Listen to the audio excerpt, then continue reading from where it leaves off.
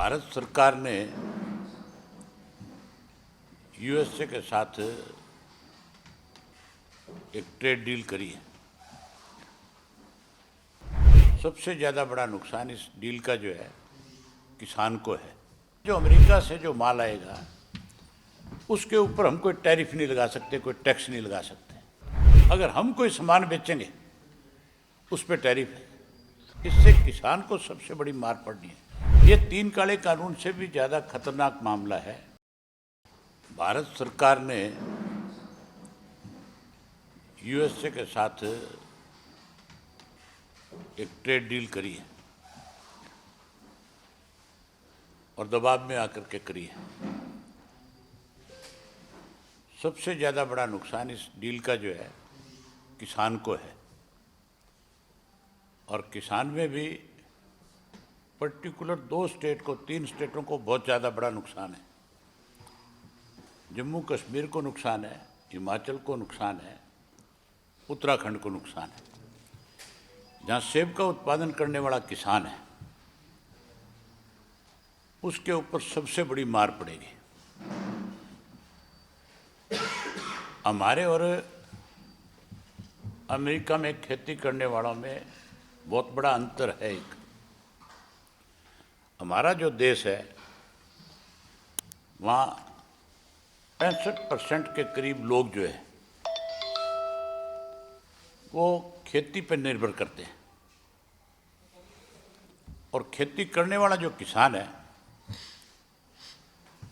उसके पास जो एवरेज ज़मीन है वो 1 हेक्टेयर है। कोई भी बड़ा जमींदार नहीं है। बड़ा जमींदार नहीं होने का एक कारण है कि यहाँ पे सीलिंग एक्ट आया था और उसकी वजह से, सीलिंग लगने की वजह से ज़मीनें जो वो कम होगी। कितना बड़ा भेदभाव है कि कोई इंडस्ट्री लगाता है इस देश में तो वो चाहे 1000 करोड़ की लगा ले, चाहे वो 10,000 करोड़ की लगा ले, उसको तो सरकार की तरफ से बड़ी सब्सिडी दी जाती है। 25% से लेकर के 35% तक उसको सब्सिडी के रूप में पैसा दिया जाता है। और किसान जो है वो 32 एकड़ से ज़्यादा ज़मीन नहीं रख सकता। अगर वो ज़मीन 32 एकड़ से ज़्यादा किसी के पास है तो सीलिंग एक्ट के तहत सरकार उस ज़मीन को अपने अधीन कर लेती है और आगे उस ज़मीन को अपनी मर्जी से किसी को अलॉट कर देती है। वहाँ पे जो किसान खेती करने वाला है, चाहे वो अमेरिका का है, चाहे यूरोप का है, चाहे वो कनाडा का है, चाहे वो किसी भी मुल्क का है, उसके ऊपर कोई सीलिंग एक्ट नहीं है और वहाँ 8% लोग सिर्फ खेती करने वाले हैं। उनके पास हजारों एकड़ के फार्म है।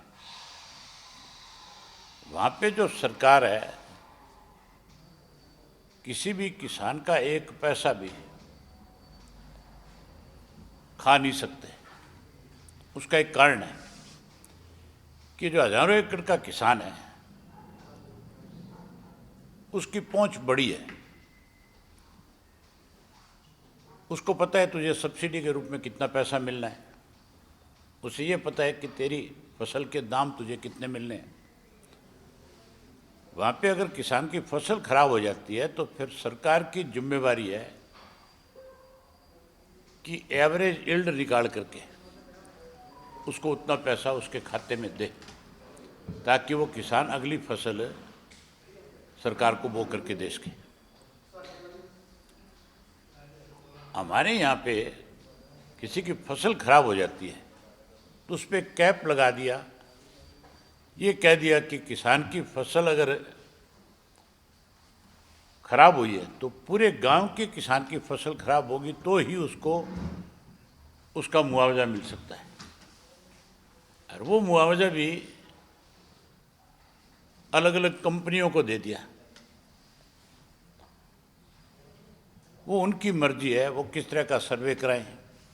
वो अपनी सर्वे रिपोर्ट तैयार करा करके किसको कितना पैसा दे ना दे अपनी मर्जी से कुछ भी लिख करके उसमें रुकावट पैदा कर देता है। हम कोई चीज़ यहाँ से निर्यात करते हैं तो हमारे निर्यात के ऊपर कोई गारंटी नहीं है कि हम जो चीज़ निर्यात कर रहे हैं वो उस मुल्क तक पहुँच जाएगी और उस मुल्क में बैठी कंपनी हमारी उस फसल को, हमारे उस निर्यात को खरीद लेगी। होना ये चाहिए कि अगर मान लो मैं अपनी गेहूँ किसी कंट्री में भेजता हूँ, अपना फ्रूट किसी कंट्री में भेजता हूँ, तो मुझे यहीं से ही उसके सर्टिफिकेट मिलना चाहिए उस कंपनी की तरफ से, ताकि वो मेरे वहाँ पहुँच के ऊपर ये ना कह सके कि आपका माल सही नहीं है।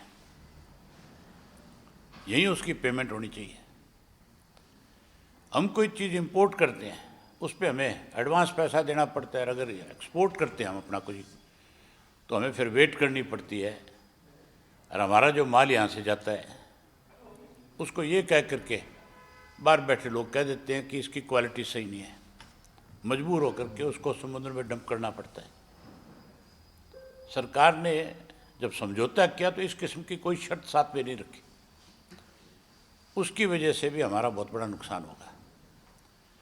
खास करके जो खाद्य पदार्थ हैं उनमें, खाद्य पदार्थ में हमारे सामने बड़ी मुसीबत आएगी। दालें जितनी भी हैं आज की तारीख में, हम अपने यहाँ दालों का उत्पादन करते हैं, वहाँ से जो अमेरिका से जो माल आएगा उसके ऊपर हम कोई टैरिफ नहीं लगा सकते, कोई टैक्स नहीं लगा सकते, और वहाँ से जो आएगा उस पर तो टैरिफ नहीं है। अगर हम कोई सामान बेचेंगे उस पर टैरिफ है। तो आप इससे अंदाज़ा लगा लो कि इससे मार किसको पड़ेगी। इससे किसान को सबसे बड़ी मार पड़नी है। यहाँ हमारे से एक्सपोर्टर जो है वो सस्ते में खरीदता है और बाहर से और सस्ते में ला करके हमें और ज़्यादा सस्ते पे बेचने पे मजबूर कर देंगे। ये 3 काले कानून से भी ज़्यादा खतरनाक मामला है। समय रहते हुए किसान कम्युनिटी को और ख़ास करके किसान नेताओं को, जो समय समय पे किसानों की आवाज़ उठाने वाले हैं, उनको इसको पूर्ण रूप से स्टडी करना चाहिए और इसका खुल करके सबको मिल करके विरोध करना चाहिए, ताकि हम हमारे देश के किसान को बचा सकें। मैं अपनी तरफ से सारे किसान नेताओं को, क्योंकि मैंने उस दौरान लंबे समय तक उस आंदोलन में अपनी एक जिम्मेदारी निभाने का काम किया, मैं उन सबको अपनी तरफ से चिट्ठी भी लिखूंगा और बाकायदा तौर पे पूरी तरह से इसको स्टडी कर रहे हैं हम लोग, एक एक चीज़ अवगत कराएंगे और हम प्रदेश भर के किसान में इस चीज़ को लेकर के जागृति भी पैदा करेंगे।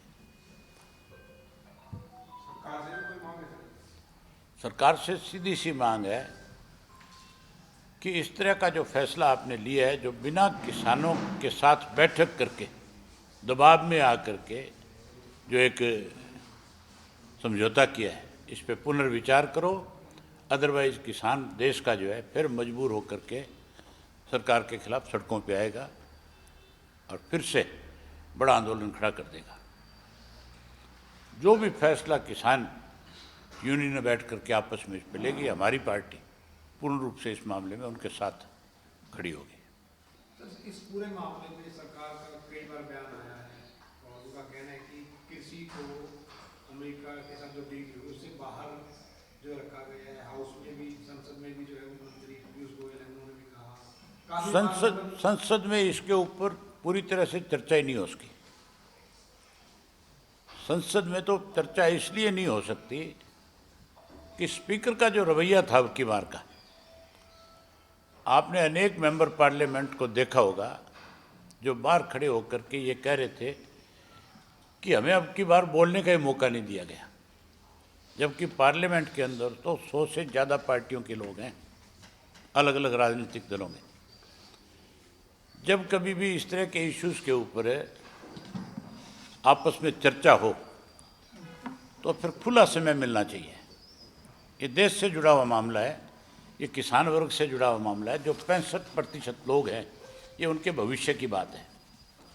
आप अपनी असेंबली में देख लो, गवर्नर एड्रेस के ऊपर मुश्किल से मेरे ख्याल एक मेंबर को ये 5 मिनट का समय देंगे। गवर्नर एड्रेस जो है, आप अगर उसको पूरा पढ़ते हो तो उसको पढ़ने में भी 1 घंटा समय लगता है, और आप उसके ऊपर चर्चा में हिस्सा जब लेते हो तो केवल 5 मिनट। कितने इश्यूज होते हैं गवर्नर एड्रेस पे। हर चीज़ को सरकार अपनी बड़ाई करवाती है कि हमने ये किया है, हमने ये किया है।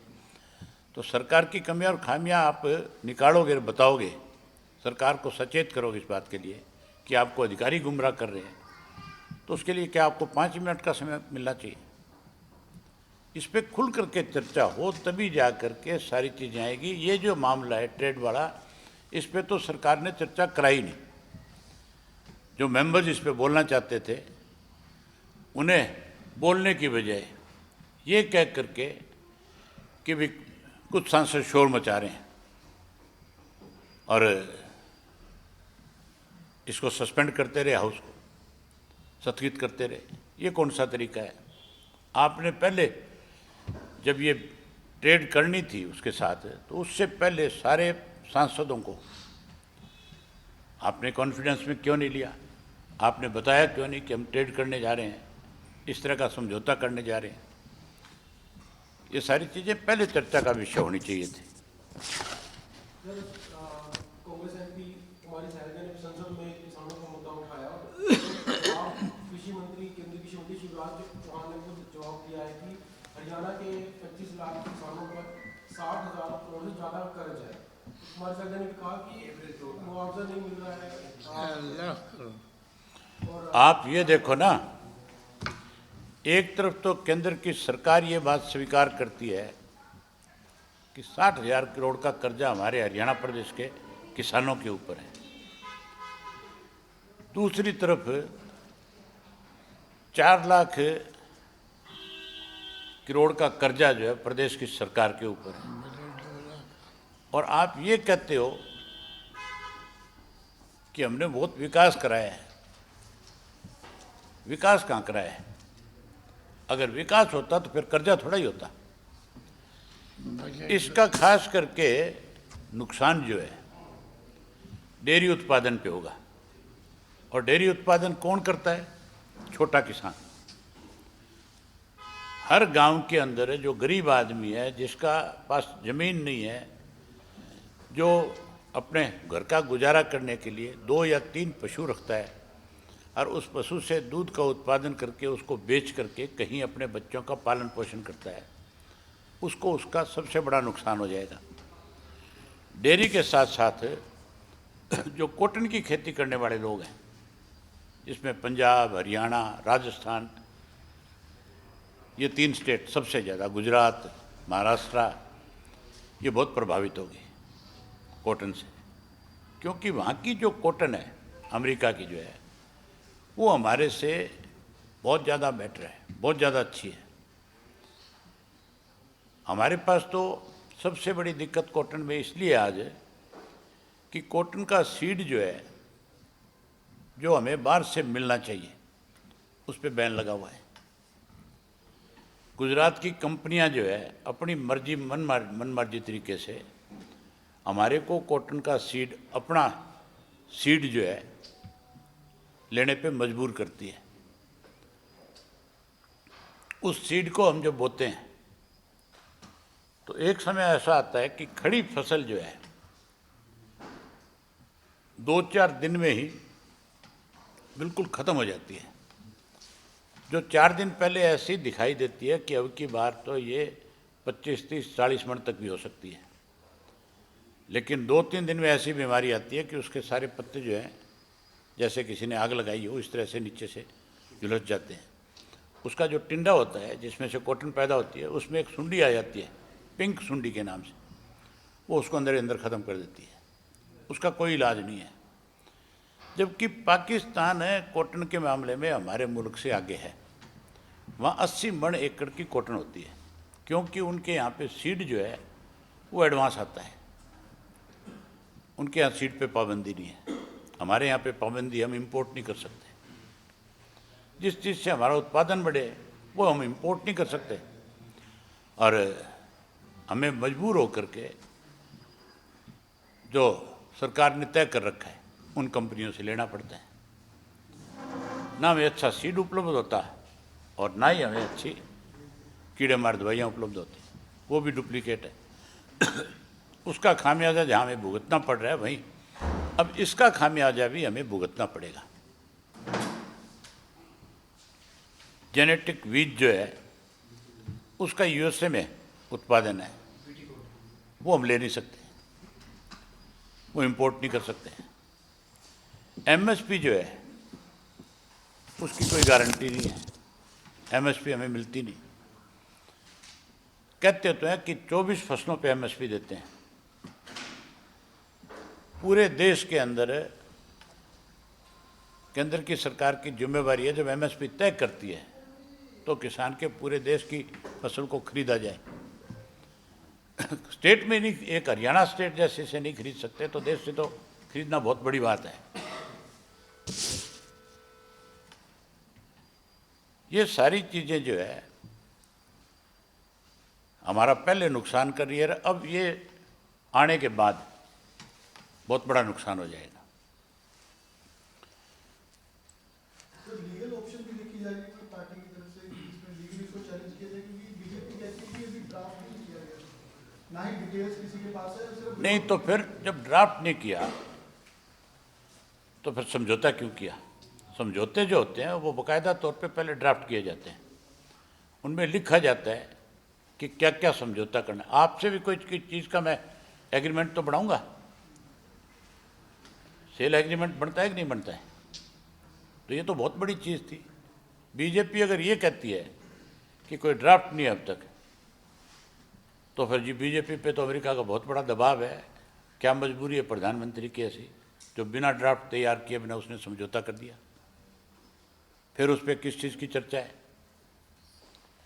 लीगली भी सर चैलेंज किया जाए, लीगली तौर पर। हम इसको लीगली देखेंगे। पहले एक चिट्ठी हम अपने सारे किसान नेताओं को लिखेंगे, इसको सारे को अच्छी तरह स्टडी करके उनका क्या व्यू आता है। अगर इसके लिए कहीं कल को फिर से सड़कों पे उतरना पड़ा तो हम पीछे नहीं हटेंगे। आपके माध्यम से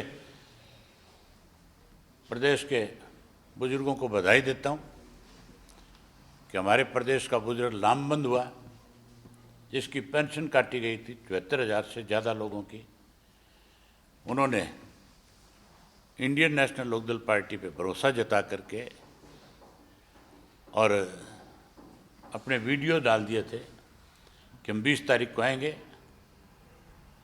और सरकार को मजबूर कर देंगे इस बात के लिए कि वो बुजुर्गों को दी हुई सम्मान पेंशन चौधरी देवीलाल की उसको बहाल करे और 200 रुपये अनाउंसमेंट के हिसाब से जो मुख्यमंत्री के थे वो भी दे। और सरकार को मैंने आपके माध्यम से चेतावनी दी थी, जिस दिन हमने प्रेस कॉन्फ्रेंस करके ये कहा था कि मुख्यमंत्री जो है लोगों को गुमराह करने के लिए झूठ का सहारा ले रहे हैं। अब मुख्यमंत्री से विधानसभा में हम ये बात पूछेंगे, हमारे एमएलए जो है, कि आपने ये कहा था कि 1,05,000 बुजुर्गों की डेथ होगी, इसके लिए पेंशन रुक गई, काटी गई। तो फिर अगर बुजुर्ग 1,05,000 मर गए थे तो फिर आपने सबकी पेंशन जारी कैसे कर दी? फिर आपने ये कैसे कह दिया कि उन 75,000 बुजुर्गों की, 72,000 बुजुर्गों की जिनकी पेंशन रोकी गई थी उनको भी दे दी जाए? इसका मतलब आपने बहुत बड़ा झूठ बोलने का काम किया था। इससे ज़्यादा मेरी ख्याल मुख्यमंत्री के पद पे रह करके उस पद की गरिमा को कोई कम नहीं कर पाया होगा जितना इन्होंने कर दिया। हम बाकायदा तौर पे इस पे काम रोको प्रस्ताव देंगे और इस पे चर्चा करवाने पे सरकार को मजबूर करेंगे। तो सर विजय दिवस मना रहे हैं बुजुर्ग हैं? बुजुर्ग विजय दिवस की मनाने की तैयारी 20 तारीख को बुजुर्ग विजय दिवस मनाएंगे और वहीं हम सरकार को हाउस में ये पूछेंगे कि आपने पेंशन किस आधार पर रोकी, क्या क्राइटेरिया था। जो इनके मंत्री बड़बोले बोल रहे थे, जो कह रहे थे हम 48 साल वाले को कैसे दे दें, अब उससे पूछना मिले जब हाउस में तो हम पूछेंगे, तुम भी पूछ लेना कि तू कह रहा था ना पेंशन में जांच कराएंगे, अब नाक रगड़ना पड़ा कि नहीं रगड़ना पड़ा, 200 साथ में देने पड़े कि नहीं देने पड़े। अगर हमारे जो लिए हुए फैसले हैं उनको कहीं भी रुकावट पैदा करने की कोशिश इस सरकार ने करी तो सरकार को हर दफ़ा इसका खामियाजा भुगतना पड़ेगा। सर, युवाओं का मुद्दा जो है वो लगातार चल रहा है, भर्ती को लेकर, HPSC को लेकर भी जो है आपका क्या स्टैंड है? हमने कॉलिंग अटेंशन उसके लिए देंगे, हम इस पे भी हाउस में चर्चा करेंगे। आप पर्ची और खर्ची की बात करते हैं कि बिना पर्ची और बिना खर्ची की सरकार है। खेम का जब एसीएस था इस डिपार्टमेंट में आपके वेयर हाउसिंग का, तो उसने 100 और कुछ लोगों की भर्ती करी थी बिना किसी नोटिस के बिना, और वो सारी भर्ती जो है खर्ची के साथ हुई थी, पर्ची के साथ हुई थी। उसके ऊपर कोर्ट ने सरकार की तरफ से ये पूछा कि आप इस पे क्या कहना चाहते हैं, भर्ती ठीक है या गलत है। बिना कोई एडवर्टाइजमेंट के बिना, बिना किसी नोटिस के बिना कोई भी अगर भर्ती की जाती है तो सरकार उस भर्ती को करती है, तो फिर लोग उसको चैलेंज करते हैं, सरकार को उस पर जवाब देना पड़ता है। सरकार ने कोई जवाब देने की बजाय चुप होगी, साइलेंट होगी, खेमका को बचाने के लिए और अपने आप को बचाने के लिए। हम इस इशू पे भी विधानसभा में सरकार से पूछेंगे। हम अपने नौजवानों के भविष्य के साथ सरकार को खिलवाड़ नहीं करने देंगे। बजरंग पुनिया का एक बयान सामने आया है जिसमें उन्होंने देश में खेल के भविष्य पर सवाल उठाया। उन्होंने कहा है कि अच्छे खिलाड़ी जो है वो विदेशों में जा रहे हैं, तो इसलिए बेहतर नीति जो है खिलाड़ियों के लिए भी और कोचेस के लिए भी प्रदेश में बनाई जानी चाहिए। इस पर आप बीजेपी तो कैसे प्रदेश के लोगों को लूटा जाए, कैसे सरकार के पैसे को लूटा जाए, इसकी नीति बनाने का काम करती है। मैंने पीछे भी कहा था, आज फिर कह रहा हूँ, बीजेपी का हर एमएलए, बीजेपी का हर मंत्री, इवन मुख्यमंत्री, सब जो है कॉलोनाइजर हैं, कॉलोनियाँ काटने में लगे हुए हैं, लाइसेंस लेने में लगे हुए हैं। आम आदमी अगर लाइसेंस के लिए जाता है तो उसको उसके लिए चक्कर काटने पड़ते हैं, उसको उसके लिए पैसे देने पड़ते हैं। अगर सरकार में बैठे लोग ये कहेंगे कि आप बताओ किसको पैसे देने पड़े, तो वो भी मेरे पास है। हम सरकार से ये पूछेंगे कि अब तक कितने लोगों को कॉलोनियों के लाइसेंस आपने दिए, उसमें कितने एमएलए शामिल है, कितने मंत्री शामिल है। एमएलए और मंत्री ने डायरेक्ट अपने नाम से लेने की बजाय अपने परिवार के सदस्यों के नाम से ले ली। ये तो केवल कॉलोनियाँ काटने में लगे हैं, पैसा इकट्ठा करने में लगे हुए हैं। अभी सर रणजीत चौटाला जी का भी बयान सामने आया है। उन्होंने संपत सिंह जी को लेकर जो है उन पे आरोप लगाए कि इनको तो हमने हुक्का भरने के लिए रखा था और उनको जो है वहाँ पे मंत्री बना। जिसकी जैसी सोच होगी उसी तरह की भाषा बोलेगा। उनका मैंने आपसे कई दफ़ा कहा है, जिन लोगों ने जिन लोगों को नकार दिया, आपके दिमाग से अब तक निकले नहीं वो, आप भी निकाल दो। सर, एक प्राइवेट स्कूलों का मामला चल रहा है हरियाणा में। आरटी के तहत सरकार ने जवाब मांगे थे, कुछ स्कूल नहीं दे पाए। 17 स्कूल हैं पूरे हरियाणा में, उनकी मान्यता को रद्द करने की अब सरकार ने धमकी दी है कि उनकी मान्यता को रद्द किया जाएगा। कोई मान्यता रद्द नहीं करेंगे, ये उनसे पैसे इकट्ठे करेंगे और खा जाएंगे। मान्यता रद्द के नाम पे बहुत बार पैसे इकट्ठे हुए।